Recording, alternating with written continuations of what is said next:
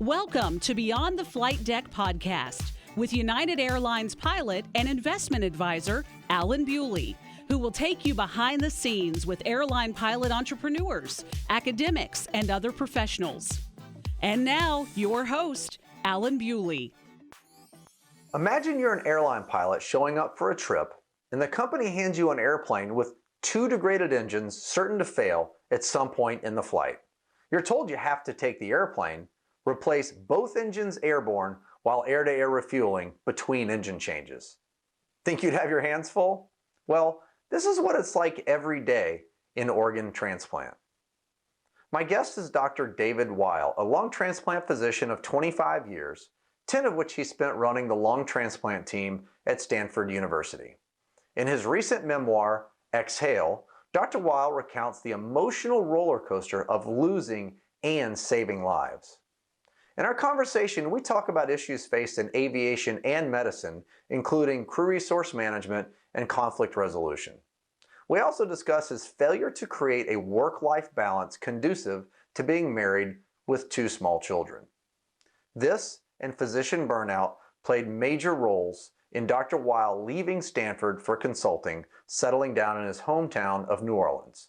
Today, he helps lung transplant teams around the country improve outcomes. Welcome, Beyond the Flight Deck.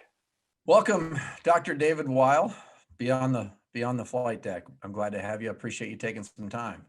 My pleasure to be here. Thanks for having me. Yeah, man. Just finished the book, Exhale. It was outstanding, and not sure what I expected from a transplant physician in the terms of a book, but it was truly heartfelt and it was outstanding.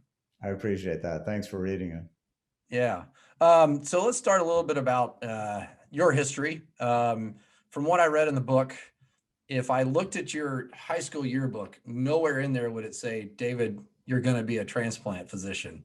Right? I would agree with that. I was not exactly destined for success, I don't think. I had kind of a typical, New Orleans high school experience. I played sports. I went out a lot.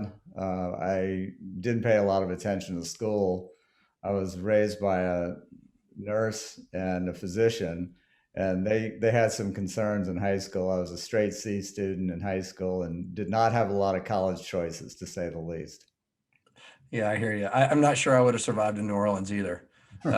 So Mountain Brook, Alabama is a far cry from New Orleans. So, but that being said, your dad, was he practicing and then research? How did his career play out? Yeah, so he was primarily a research physician, very successful at it. He saw patients early on in his career, but as it evolved, he was much more attracted to the science and the research side than I ultimately became. But he was primarily a researcher. In what field? In pulmonary medicine. So he was a lung specialist and got interested in occupationally related lung diseases and became a world's expert in it. Okay. And was he a MD, PhD, or just an MD? He was just an MD. MD. Just an MD. Okay. Yeah. Well, living next to University of Virginia, I do have one or two neighbors that are mudfuds, MD, PhDs, interesting folks. So you get out of high school and you end up going to two different schools for colleges, but you graduated from Tulane, correct? I did. I graduated from Tulane University in New Orleans and then went to medical school in New Orleans as well at Tulane. Did you know going into med school at Tulane that pulmonary was going to be your specialty, following your father's footsteps, or was it something that you kind of evolved while you were in med school? No, I was initially attracted actually to orthopedics. I had a sports background that naturally fit in well with orthopedics, and I was initially attracted to that. And then the more and more I learned about the lung, the more likely it was that I was going to become a lung doctor. But my first love actually was orthopedics, just because, it's very cool in a way if you have a sports background, because you see the injury and you fix the injury, and patients usually do quite well. So. Sure. Yeah. Get them back on the court, on the field. Yeah. How did that evolve into transplant? Where in medical school? Okay. Pulmonary, was it always transplant, or did it evolve into that? And so what point do you think in your training or school? Yeah, I write about this in the book. Just like a lot of our careers, you either go to door A or door B, and suddenly something's open to you. And early on in my career, and I write about a story in the book where I found myself on the kidney transplant service Mhm. as an intern when one of the upper level residents got sick. And I thought it was the most amazing thing I'd ever seen. We transplanted a gentleman the first night I was on call that hadn't peed in, 11 years, and we put a new kidney in him, and suddenly it's happening. And I just couldn't believe how you could turn around somebody's life with an operation. And so while I ultimately did not become a kidney transplant Right. doctor, once I got interested in the lungs, again, serendipity, it just so happened that lung transplant was starting in the United States at about the same time I started training in pulmonary medicine in the early 90s. So it was really just, it was all luck. I was standing there in Denver and they were starting a lung transplant program, and I signed up to be on that service, and off I went. After Tulane, you went to Denver because at some point you were with a hospital in Texas. Is that correct? Yeah, yeah. When I finished training, there was a private hospital in Texas that wanted to open up a new lung transplant program. Wow. And, I'm at age 31 or 2 at that point, and they asked me to come down and set it up and run it and everything else. As most things in my career, I was a little bit out on my skis on that one. So I opened up this lung transplant program, and we got it rolling pretty well for a few years, and then it was time to make a change, and Yeah.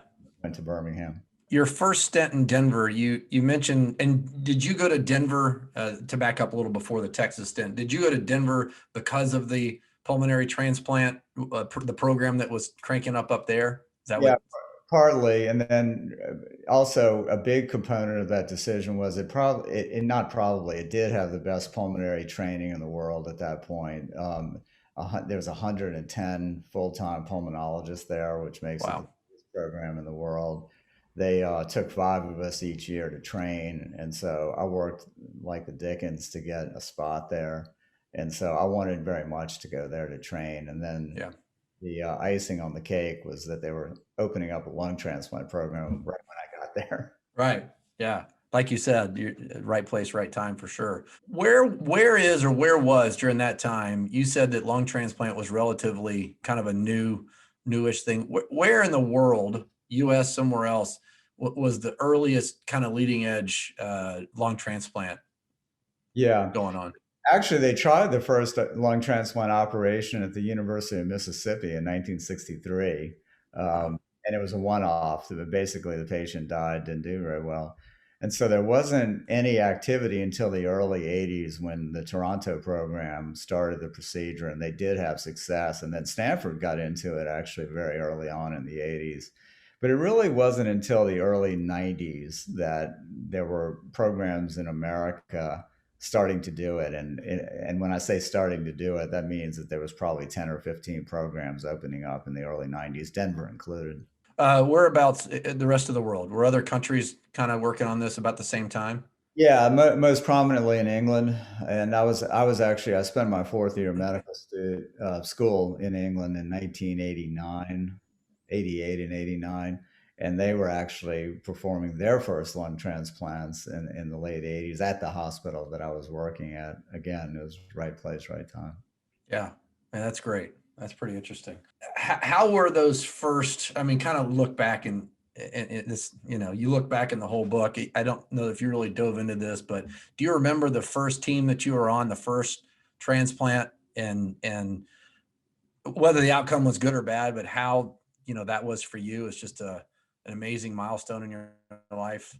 Yeah, I mean, the first team I was on was at Denver, and the team was amazing. I mean, and there was only, I say team, there was 3 of us, and there was a surgeon, a pulmonologist who I talk about in the book named Marty Zamora, who's a friend and mentor Yep. of mine, and then there was me, and I was at the sort of the end of my pulmonary training, so I wasn't quite full fledged yet, but I was far enough along that I could manage.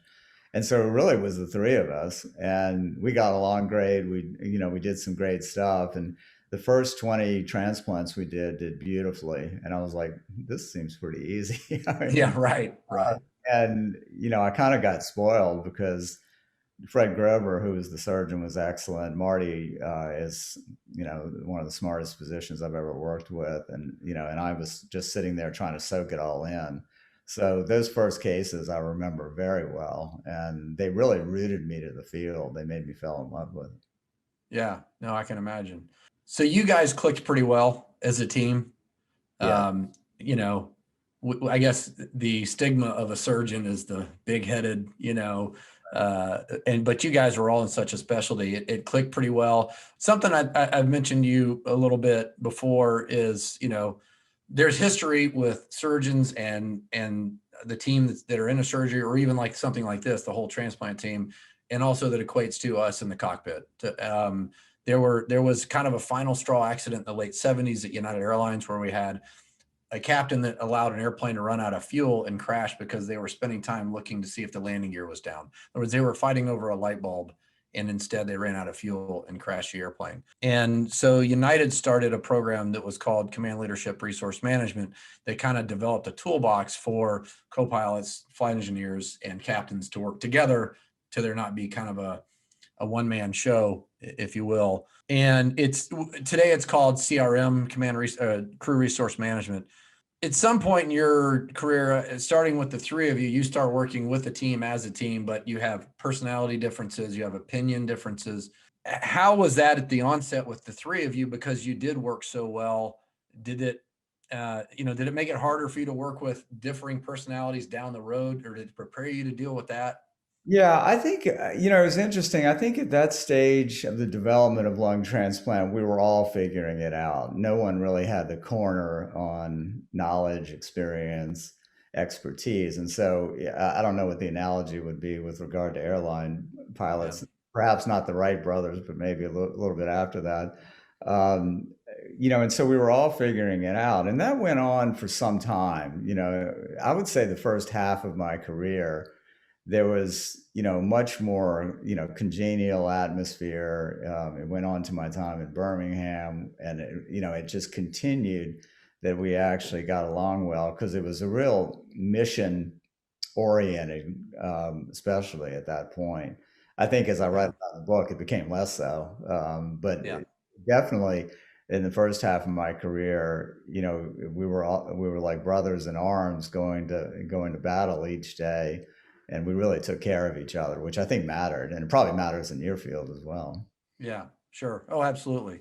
All right. From how long were you in Denver that time? Yeah, 3 years. Okay. And then you go to Texas and they want you to crank up and run a program, and you're a 3-year veteran of this industry now, right? Of this specialty. How did that go? Did it feel like you were kind of writing the rules as you went along? Yeah, we were definitely, we were making it up as we went along, and we were actually doing surprisingly well for a few years. After I got to Dallas, we were, transplanting folks at a pretty large clip, and in a big private hospital. I think it was a 900-bed hospital in North Dallas, and we were doing really well. And the surgical team I worked with was good. As time went on, I think our inexperience really showed. Like a lot of fields, inexperience eventually bubbles to the top, and ours did. And we were all pretty young and pretty inexperienced, and it eventually caught up with us. Now, your surgeons, had they had much transplant experience, or were they general surgeons or pulmonary surgeons? They had about the same transplant experience I had. So they had essentially gotten trained in the specialty, but there's a big difference, and there may be with pilots as well. There's a difference between when you're training and somebody's looking over your shoulder to when you're actually flying the plane and no one's looking over your shoulder. And I think that that's the difference. Is we had some people that had trained at some good places, but probably weren't quite as experienced at it as we needed them to be. We get these stupid questions all the time as pilots, and I know you do as well. It's funny to me that you mentioned Grey's Anatomy in the book, because I think that's probably the worst medical show ever when it comes to technical medicine. I agree. Yeah. And I know nothing about medicine. If a surgeon is a lung transplant surgeon, Is that surgeon only trained in lungs, or do they do different organs? Well, it used to be, and this has changed over the course of my career, it used to be that most of those folks were thoracic surgeons, meaning they just operated on the lungs. And then as time went on, the field evolved toward having cardiothoracic surgeons do the transplant operations. And those folks, of course, do heart surgery. I think a lot of those surgeons are very technically adept. They're used to sewing on small things. And, a lot of them are, extremely facile. But one thing that hasn't worked as well is that those surgeons have a big cardiac practice, so they're doing a lot of heart surgery every day. And one of my views is that it's very difficult to be good at several things at the same time. And there are not that many cardiothoracic surgeons that are excellent in transplant or excellent in cardiac surgery and excellent in lung transplant. It's just hard to do. So the main purpose of this podcast is other pilots that want to broaden out from just flying, like I do with my investment practice, and start some other side business. You just hit on a topic that's, it's hard to be really good at more than one thing, especially if it's in your professional life. It's interesting that you say that. Yeah, because at United and at the airlines, I fly a 737 right now. There's a reason I don't jump in a 75 next week and fly it, because they want you to be proficient, current, and good at that airplane. So yeah, it makes complete sense. How long were you there in Dallas? And when you were there, did you work with pretty much the same team, and how big was that team? Yeah, the team was about 20 people in Dallas, and I was there for 4 years. And it was a very intense experience. I was the only one of my type of doctor in the hospital, so I was 24/7, 365 kind of experience. And my wife tells the story that the only days I got off were to go on our honeymoon. We actually had to ask another transplant physician from out of town to cover me. So it was a pretty tough 4 years. So as a airline captain, you show up to work and you might interact with, a gate agent, obviously your other pilot, your flight attendants, you might deal with maintenance, you might deal with operations and some issues. So you're dealing with differing personalities, different, your job basically is to oversee and delegate. Like what did your specialty become when you left? And then how do you think that your personality and your skill set allowed you to play that role well, or was it hard for you to do? Yeah, it actually came pretty naturally to me, and I think that this was the sports, background. I mean, these are team sports that we play, and a transplant team is not just doctors; it's a multidisciplinary team of physicians, non-surgeons, surgeons, nurses, nurse practitioners, physician's assistants, social workers, dietitians, respiratory therapists, infectious disease specialists, you name it. So by the time I got to Stanford, for instance, there was 55 people on the team, right, and I was in charge of them. I do think that by and large, my personality fit pretty well, to lead a team effort. That's not to say that there wasn't conflict that I got myself involved with, and that there definitely was, and I write about that in the book. Yeah. But I think that one thing that I was able to do well is get those folks pulling the right way most of the time, not all of the time. It's very difficult to take a team of 55, for instance, and expect them to show up for work every day with the same attitude, the same level of commitment. And that's hard, because I tried to show up every day with that same level of commitment because I felt like I had to. Yeah. But it's hard when you have a big team like that. It's different personalities. And building the team is hard. You have to go through lots of people to get to the ones that you really want to work with. So how does the conflict resolution process play out? So for example, if we have for lack of a better term, personality conflict between two pilots, or a pilot and a flight attendant, or flight attendant group, we have a professional standards committee that we have a pilot's professional standards committee, and we also have one with the flight attendants, separate from the company. It's a union committee position. I've actually been the standards chair in Washington at one point, where if a pilot has a problem with another pilot, they go to this committee and kind of, hey, this happened on this trip. I'm kind of concerned that we're not going to be able to operate safely going forward unless we resolve this issue. you've got a pretty significant group of people there, whether it's the surgeons, the non-surgeon physicians, yourself, and then people down like to social workers. Is there somewhere for each level or each person in that on your team? Do they come straight to you with an issue, whether it's with you or someone else? Or what was the best way, especially when you're trying to do something there that really hadn't been done? What was the best way for people to kind of air the grievances, if you will? Well, it sounds like you guys have a much better formalized plan than we ever had. There, I think increasingly in hospitals is an attempt to go toward these conflict resolution systems in place. But frankly, I was the arbiter mostly of our team dynamics. And then when it involved me, it just became, power politics, basically. It was who had the most leverage and the most seniority within the hospital system. And, that's difficult. But perhaps the medical field could learn from organizations like yours, because we do not have a good system for that. In fact, most of the work, and I'm sure we'll get to this now, is I'm dealing with transplant programs that don't work very well in a consulting role, and 99% of them have team dynamic issues, and I become the person that has to sort of manage through those team dynamic issues.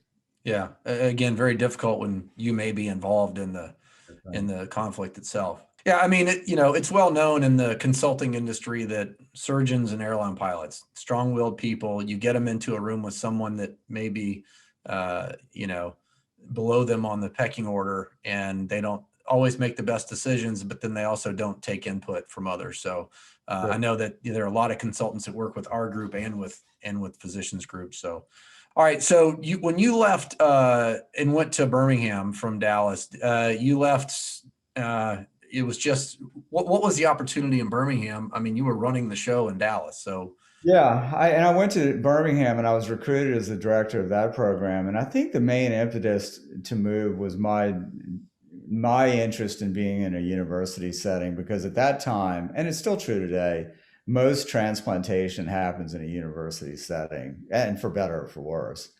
And UAB gave me the opportunity to walk into a well-developed program that was doing actually really well and offer me a leadership position. And so my wife and I, we had just recently been married, took that opportunity because we didn't think another one was going to come around just like that. And so I got the opportunity to get back into a university setting versus a private setting. And the university setting was a little more familiar to me.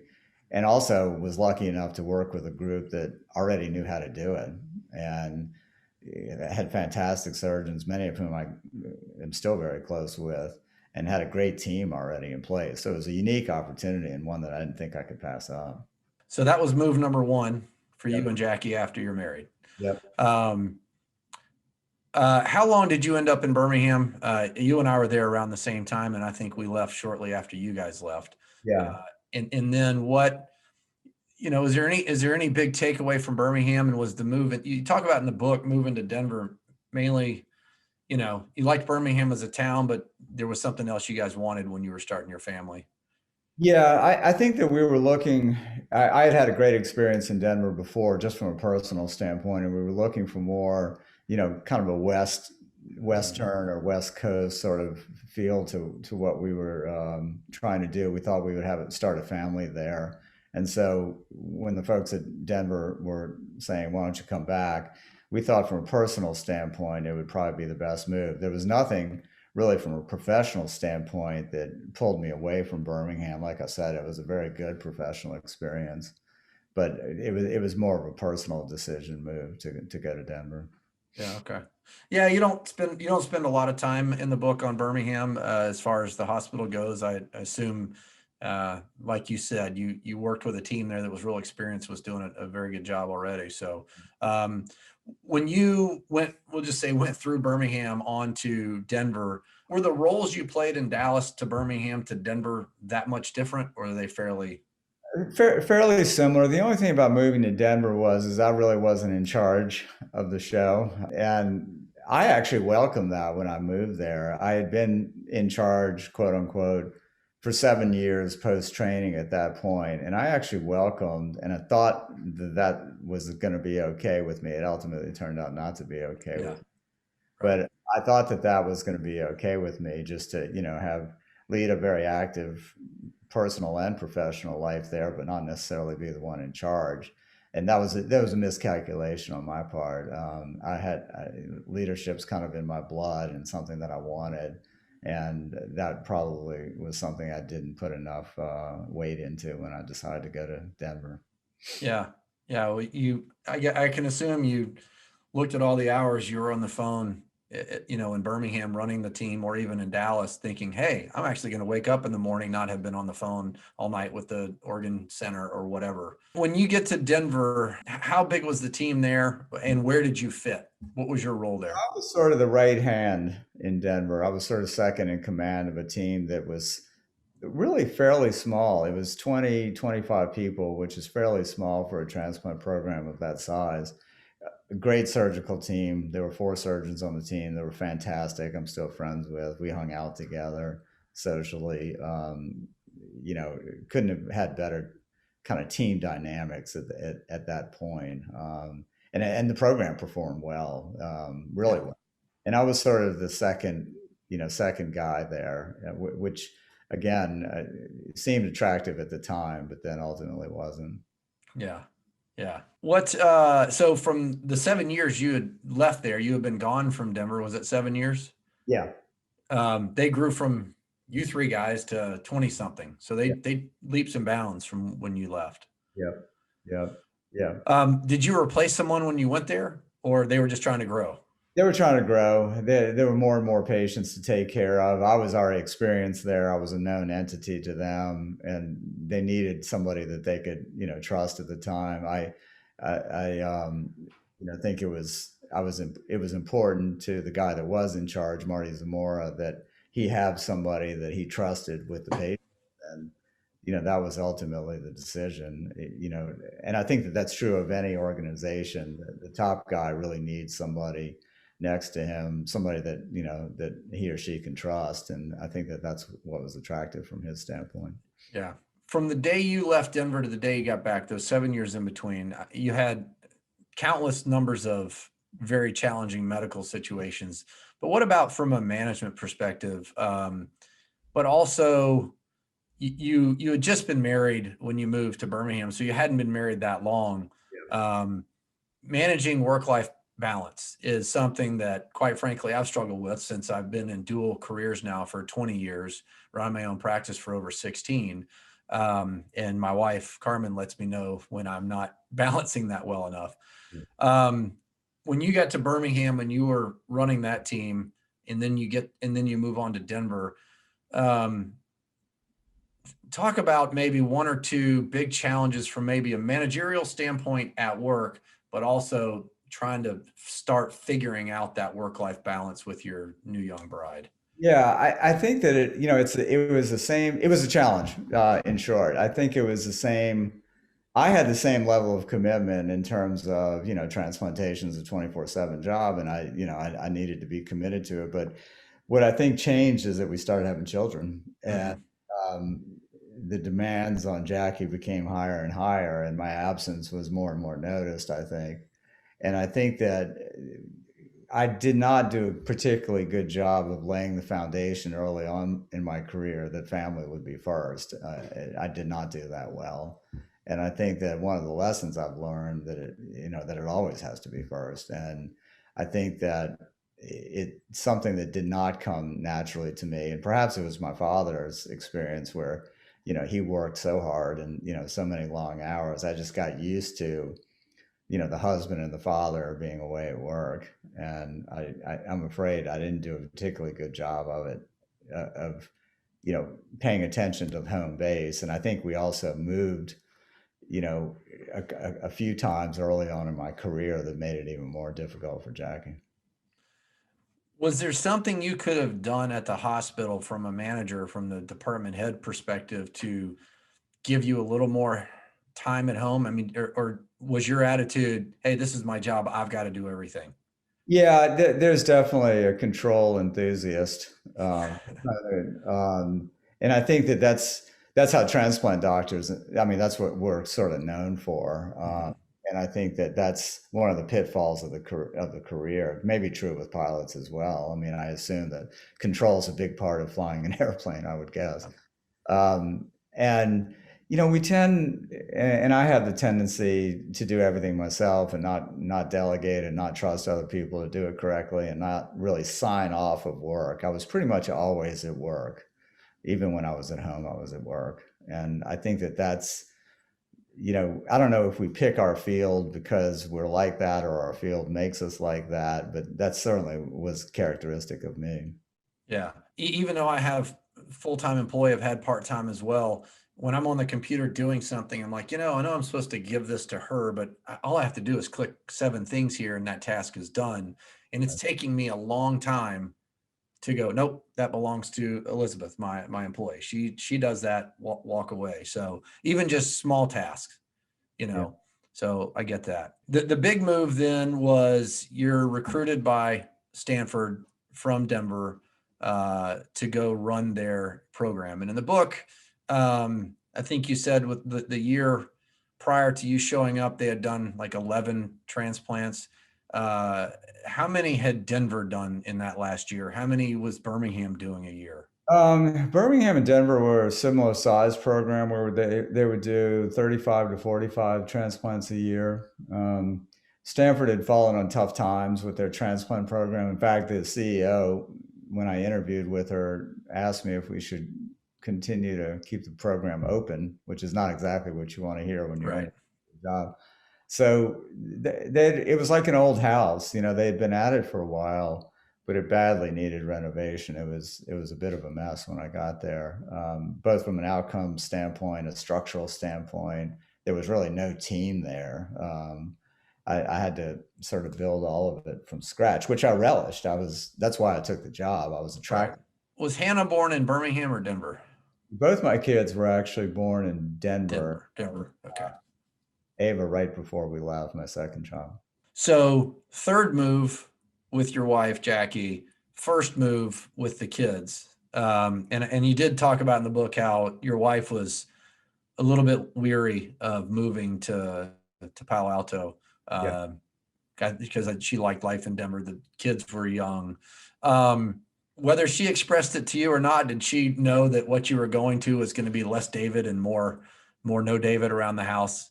I think she sensed that. And she also, I think, felt like she had input into the move, but she also knew that I wanted to do it. And I think that, particularly with the job at Stanford, it was so obviously going to be a great resume thing for me. And it turned out it has. I mean, I'm going to be the former Stanford whatever for probably the rest of my life. And so we both felt like it would probably not make the situation of work-life balance better, but that we should do it. And, California is, difficult for, people to move into if you've lived in other parts of the country. It's very expensive. It's got its own little rhythm to it. Palo Alto is a very, tech industry, Stanford industry, wound up sort of place to live. So it's not an easy place to move into. It would be sort of similar to moving to New York City, I suppose. Yeah. So that move you made in the time of your life, there are a lot of pilots post-COVID right now who are new with the airline. They've got a young family. Maybe they've come from a regional carrier or the military. They've got a young family, and their first year or two at United, they were facing maybe getting furloughed from the company because of COVID. And so a lot of them, like I said, have kind of started looking at other avenues. So a lot of those people are looking into a side business or something they can get going to kind of ensure their future finances while they're still flying and raising the family.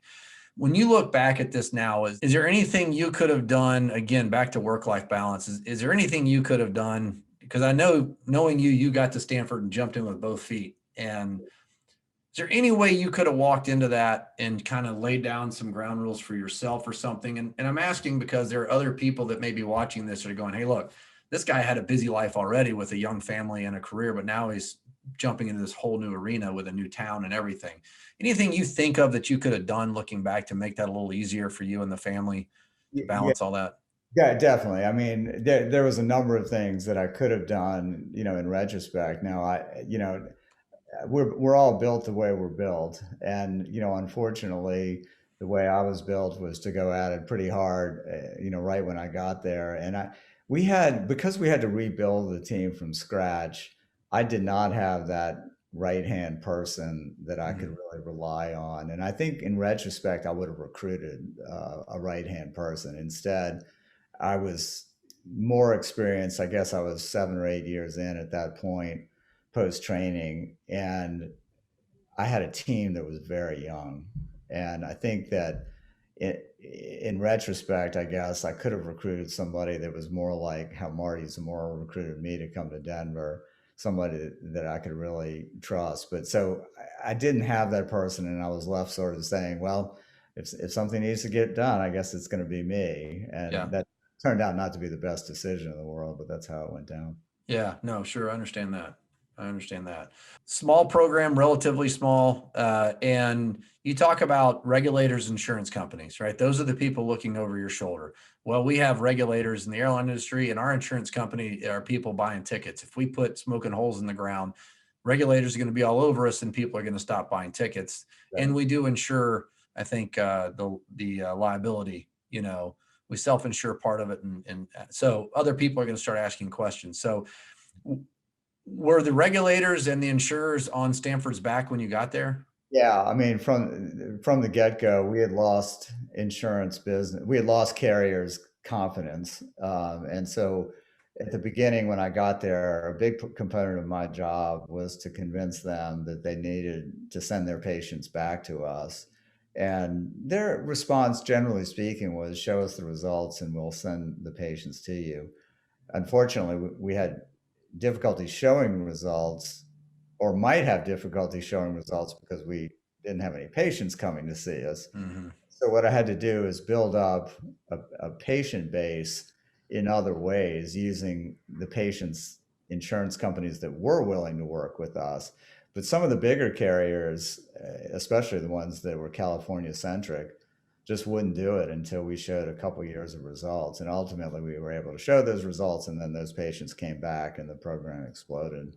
Yeah, it's hard to show results when you don't have any cases to work with. That's right. And we were able to transplant the first year 26 patients, my first year there. And that was actually a number that nobody would have even conceived of because of the difficulties we had attracting patients to the center. It really was, it was demoralizing for the people that were there because we thought we were really good at it, but the patients weren't coming yet. So when it comes to outcomes in dealing in investments, we talk about outcomes all the time because the variability of outcomes and inflation, interest rates, markets, whatnot. It, um, I would think it'd be very difficult to judge a transplant team's outcomes because it can be highly subjective. It's kind of like a trial lawyer only taking cases they know they can win, Right, right. right? So how hard is that for them to judge a program over time? Do they look into whether or not you only took the cases with the best set of donor lungs and the best shaped patient for the transplant? Yeah, we have one metric really that matters in transplant, and for better or for worse, and it's the 1 year survival metric. So how many patients are surviving after 1 year in your transplant program? It gets compared, that number gets compared to an expected survival number that is a derivative of all the factors you mentioned, the donor, the recipient, all sorts of different characteristics. What is difficult for transplant programs, and I work with them every day on this factor, is risk calibration. Mm-hmm. Take not enough risk, your expected number goes way up because you're perceived as being a risk averse program. If Right. you take too much risk, the patients don't survive. And so finding that sweet spot is really difficult. And of all the things that I struggled with during my career, trying to find that exact sweet spot was probably the most difficult, both on the donor and the recipient side. Yeah. So you're right, and the regulators are ruthless. I mean, basically, they can shut your show down if you're not doing it right. So it doesn't seem like in the book it took a couple of years to kind of get some momentum rolling Yeah, with Stanford. Yeah, we got better the first year, markedly better, where people are sort of turning around the hospital and saying, whoa, the program was frankly hemorrhaging money and not doing well with patients before. And then we turned that around really in the first year. No, we didn't get it to the point we were going to get it to, but Yeah. we turned it around in the first year. And I think that got everyone's attention. And then I think in everything, it's probably true in your field, kind of momentum builds on itself. Nothing succeeds like success. Yeah. So we got that rolling along and ended up having, a long stretch of really good outcomes and good volume. So the people that count the money in the hospital were really happy because the more cases that we did, the more money they made. Yeah, sure. Yeah, I think when I hit about 30 clients, United Pilot clients with my investment practice, I don't know how long ago that was, it became critical mass. It became the snowball effect where there were enough people out there referring me to others, flying with other pilots. My name was starting to get out there that I pulled back from talking to people about it or doing any sorts of real marketing or advertising. So yeah, there's going to be that critical mass, like you said, and momentum for you guys. Looking in from the outside, and we'll talk about more of that in a second. Looking in from the outside, was it obvious to you where the problems were, or did it take a good bit of digging? No, so I do a lot of research before, I did a lot of research before taking the Stanford job. And then now when I try to help transplant programs, I know what to look for and I do a lot of research. So I knew exactly what the problem was. And that's what attracted me to the job, is because some problems you see in transplant programs aren't fixable. They just aren't. You would have to wipe out the whole team and get a whole new team in there, and you'd have to change the hospital administrators and all sorts of things. But Stanford's problem was pretty discreet. They had trouble with the pulmonary medicine side of the transplant program, and they had a great surgical team that had been there for a long time and knew how to do it, but they were not experienced on the medical side. So for me, it was pretty easy decision. I was thinking that I could bring the medical, quality to the program, and I was pretty certain that in order to do that, it was going to be a heavy recruitment effort. I had to get all the nurses, I had to get other pulmonary physicians, I had to get, the multidisciplinary team filled out. But again, it was like Stanford's an easy place to recruit to in many ways because the name Mm-hmm. Or is a good brand name. And once everyone saw the success we were having, it became easy to put the team together, and we got really quality people. It sounded like at some point the program did kind of plateau, and you had a kind of a, I don't know if it was a retrenchment a little bit in success rate. How did that happen? How long into the process was that? Yeah, so this happened quickly, unfortunately. We went about 10 years of the best outcomes in the country. And in 18 months, our three surgeons left. Mm-hmm. So, for all different reasons, better jobs, retirement, whatever it is. And so in 18 months, we had what arguably were the best three surgeons that I could imagine working with to no one with any transplant experience. And where, things get difficult with the transplant program is no matter who's there and who leaves, you have a waiting list full of people on Mm-hmm. the pocket, and they need experienced folks working on them. And the transplant surgery part of it is only 6 to 8 hours of hopefully a 20-year life, Yeah. but it's a critical 6 to Right, 8. right. Sure, sure. We were left then with two people that remained, that were sort of put into place because they were doing some other things, and they were put into place to do the lung transplant surgeries that didn't have the experience for it. And everyone pretty much agreed on that and pretty much knew that, but that's kind of where we were left with. Did you bring anybody in, or did you stick with the team you had left there? No, we had a lot of discussion about who to bring in, what were we looking for, and we in fact interviewed a few people, and for a variety of reasons it didn't work out. So we went along and transplanted with those two guys who were great guys, really were good guys, but they just didn't have experience in it. Yeah. And we we ended up transplanting with them for 2 or 3 years. So let's talk about interacting with people a little bit. This morning I'd gotten to an airplane in Washington and flew one leg up here to Boston, and my first officer is a person I never met before. So it's, and we got to operate this airplane with a whole load of passengers on board. There were two very, very different patients in the book. You had Tina and you had Dexter. And Tina was like your 25-year-old younger sister or cousin, right? You guys are dropping F-bombs with each other. You're, cussing each other, whatever. But in the end, it sounded like you had a really, really concrete patient-physician relationship. At the same time, she seemed to become like your little sister, where then you had Mr. No-Nonsense Dexter, who was like, you put me in, coach. I'm here, no laughing, no games, not only with patients, but with, you had a big team, and you was over 50 physicians and, like I said, social workers and nurses, practitioners, so forth.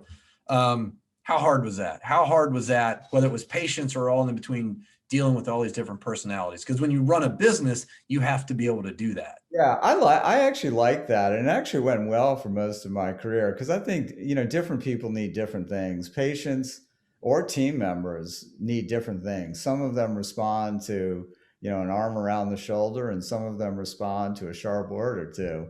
And that's true. That's true of the people we treat. Some of them need tough love, and some of them need a softer approach. And the team members that we had, that I think we were so successful for about 10 years, is that they were never unsure about the mission, and they knew where we were trying to go and what we were trying to do. And they were never unsure about my commitment to it. And I think the patients felt that. Now, there were times, I think, later on where, my commitment, got a little bit sideways with some of the people in the hospital. And that happens, and sometimes, you get into trouble when, you're very mission oriented, your head down. But I think it also really helped us in the phase that we were in. We were building the best transplant program in the country, and there's no other way to do it than mission orientation. So I think with the two patient examples you bring up, it's very obvious that, my engineer friend Dexter needed the facts and needed to process that like an engineer would, where my 25-year-old patient Tina, was a free spirit, and she needed to feel that I felt, needed that part of me. And, fortunately I could generally provide both, which was good. Yeah. Yeah. There's a good portion of the book talking about kind of how things were maybe getting on edge with you and the staff because of your mission oriented. So your one patient, Amanda, who had a transplant, and she was she a cystic fibrosis patient? What's the difference between cystic and pulmonary fibrosis? Is it? Yeah, so cystic fibrosis is an inherited disease that it affects nearly every organ system that we have, including the lungs, and most of the patients die of respiratory failure ultimately. It happens early on in life. It manifests itself. Pulmonary fibrosis is a different disease. It's confined to the lungs. As far as we know, it's not inherited, although there is a familial variant of it. And it's really confined, only to the lungs. So you replace the lungs and all goes well at that point. Okay.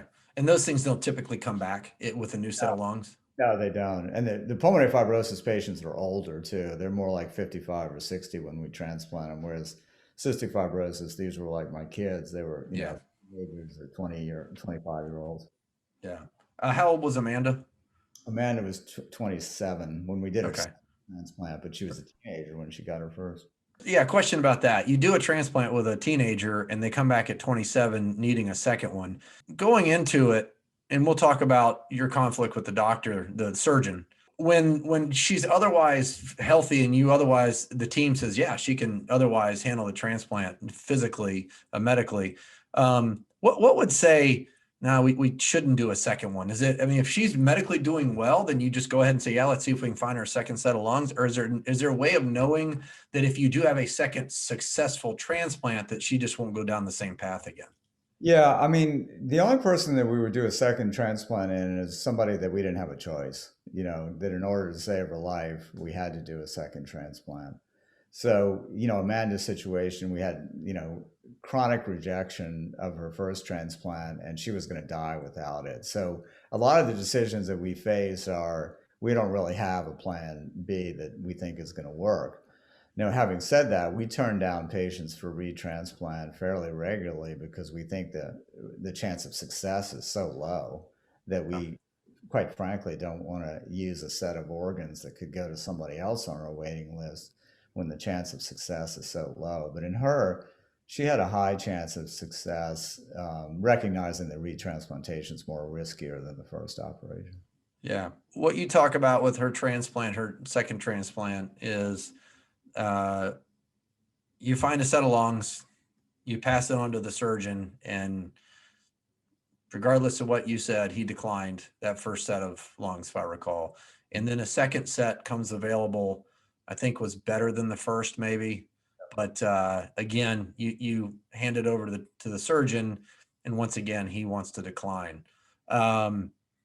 Was there anybody else you could, did you bring anyone else into that conversation, or in the book, it just seemed like it was just you and him. And finally you said, hey, I'm the department head. This is what we're doing. Yeah. I mean, it really was just between, he and I, and, we probably had the most tense discussions around the donor. And that's happening all over the country. That wasn't just happening at Stanford. For the surgical team, the easiest thing, quote unquote, and none of it's easy, but the easier thing is to turn down the organs because, they have so many logistical problems. They have to fly out in the middle of the night to get the lungs. They may have operations the next day that they have to cancel on very sick patients. They have all kinds of pressures working on them. That's why we need to rethink the whole system. But nonetheless, we, on my side of things, we're looking at a waiting list filled with sick people that if we don't do the transplant, they're going to die. They may not die tonight, but they may die next week. And so those two tensions come together in those conversations around organ donors. And that's when conflict really happens is, when you're not on the same page about the mission. And, you can see from the book when we had more inexperienced team members, they didn't quite understand that turning down organs for transplant doesn't mean that we're just going to wait till next week. There might not be a next week for that patient. Yeah, no, sure. Yeah. Since there's got to be a good fit for that organ in the patient. Yeah. Looking back, and we'll talk about that outcome. At that point, when you guys were kind of butting heads over this thing, is there someone you maybe look back and go, I should have brought in so-and-so to kind of mediate this? Or is this something that you do now when you're consulting with? I do that in my consulting practice, but at Stanford, there really wasn't anybody, especially after our three more experienced surgeons left. I mean, there was really no one else that I could talk to. We had made an agreement that, I would, since I had the most experience, I would get the go or no go call. And, sometimes that actually didn't translate into the night, at nighttime at 2 a.m. It didn't actually work that way, but that was the agreement anyway. Yeah, sure. All right. So ultimately, he had difficulty getting her lungs out, a lot of scar tissue. And what happened with the lungs that were coming in? Well, there's a timing aspect to it. And, the night of transplant is quite a bit of choreography. The timing has to really be perfect for it to work well. And what you don't want, well, I'll start out with what you do want. You do the chest open and the lungs out and the surgical team waiting for the new lungs to come in, and then they get put right in. What happened in this case is that they were still, by the time the new lungs came back in the ice chest, these guys were still trying to get her old lungs out. And the timing was off such that the new lungs sat in the cooler too long. And the more lungs sit around outside of either a donor's body or a recipient's body, the more likely they are not to work. Yeah. And I assume this is something that just happens in all organ transplant. It does. And it happens more frequently with teams that don't have the choreography and that don't communicate all through the night. In other words, okay, we're coming back. Are you ready? We're going to take them out of the donor. Are you ready for us to do that? And that's where the communication breakdowns are where the problems really start. Yeah. I remember doing some organ transplant flights back in the 90s for UAB, actually some charters, and the surgeons show up on the phone, get in and out of the airplane on the phone, with the ambulance waiting on them. To their best efforts, they try and put the new damaged lungs, if you will, in, and they can't close their chest, I believe. Right. Yeah. Okay. Yeah. Damaged lungs get bigger. They would swell and they get bigger. And so they get harder to put in. So while they would have probably fit, if the timing had been right, they didn't fit in her chest because they were too swollen. So that's usually a bad thing. Is there ever a scenario where the swelling goes down once they get into the chest? Because you had another patient, I think it was your last patient that at Stanford Yeah. that passed, that they were too large. Yeah, yeah. There are times when you can actually get the swelling to come down, and it works out. But whenever you have to do something like that, you're putting the patient more at risk each time. And so what happened is that we were sort of rolling the dice. As we let the lungs get bigger and bigger, the more likelihood that they wouldn't work, and Mm-hmm. that's why you want to avoid the situation altogether, because it's just another risk factor you put the patient in. Every story about every patient was, every time one of your patients lived a happy life, I smiled, and every time that they didn't, it got very emotional just listening to your book. So I can understand, especially, the ones that you were near and dear to that you talked about, like Tina, like Amanda here, who went through the second transplant under 30 years old and unfortunately didn't make it. So is there something in your consulting that, does it make sense to put something in place at where it doesn't end up being you and a surgeon at 1 o'clock in the morning making, butting heads, and someone just says, no, we're doing this. And that's something we try and do in the airline industry, is if there's a conflict between the two, even at the time in the cockpit, we bring in another source, whether it's our dispatchers, maintenance. I think that that's very smart, and actually, I provide that role now. We did not have that because, as I mentioned, the more experienced people had gone. I mean, Yeah. and I think that was a real problem for us.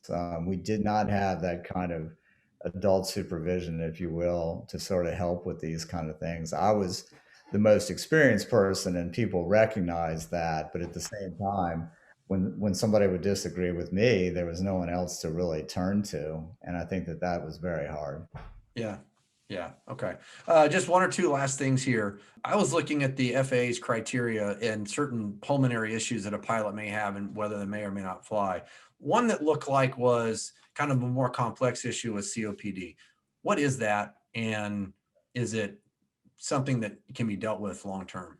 Yeah, definitely. I mean, COPD stands for chronic obstructive pulmonary disease. The most classic ones are emphysema, cigarette-induced emphysema, and asthma. That's considered a COPD. It's an obstructive lung disease.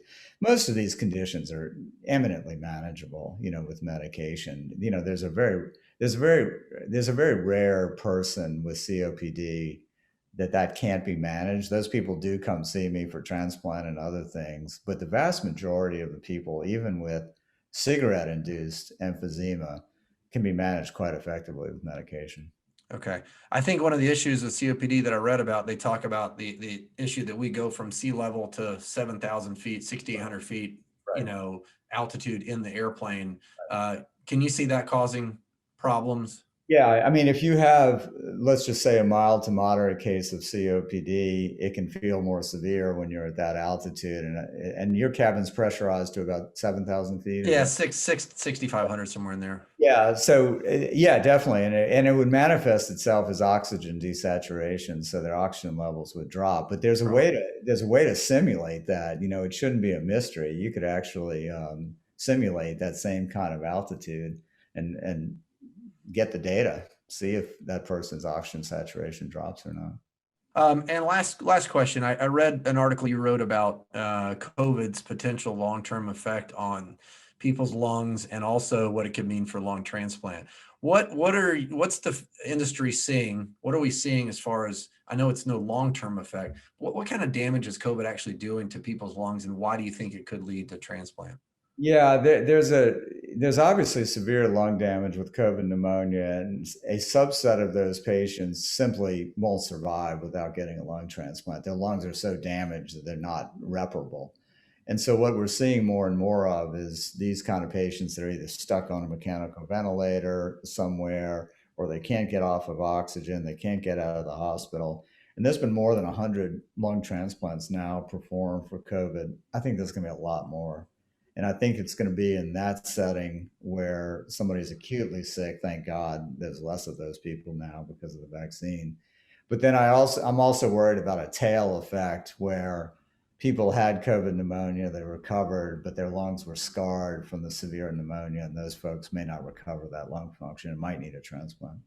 And you think the lungs will be available? I do. I think that the good news is the medication has improved for cystic fibrosis to the point that we're going to transplant less and less of those folks. Mm-hmm. And so I don't think that COVID is going to fill in all of those patients that had cystic fibrosis who no longer need a transplant, but it might fill in some of them. Yeah. If someone had COVID, never was hospitalized, but had just a pretty nasty flu-like symptoms for 5 to 10 days with COVID, are you concerned about them having some of this damage to their lungs? Are you talking about people that were hospitalized on oxygen ventilators even? Yeah, I'm talking about the latter. I don't think that person that got the flu-like symptoms and stayed in bed for a week is the one I'm talking about. I'm talking about people that had the full-blown COVID pneumonia and they were admitted to the hospital, and I think most of them would have been on mechanical ventilators. So sick, really sick, not just at home sick. Yeah. All right. Well, Dr. David Weill, Weill Consulting Group, the book is Exhale. Thanks for coming and spending time with me today. I appreciate it, David. Thanks, Alan. Appreciate the conversation.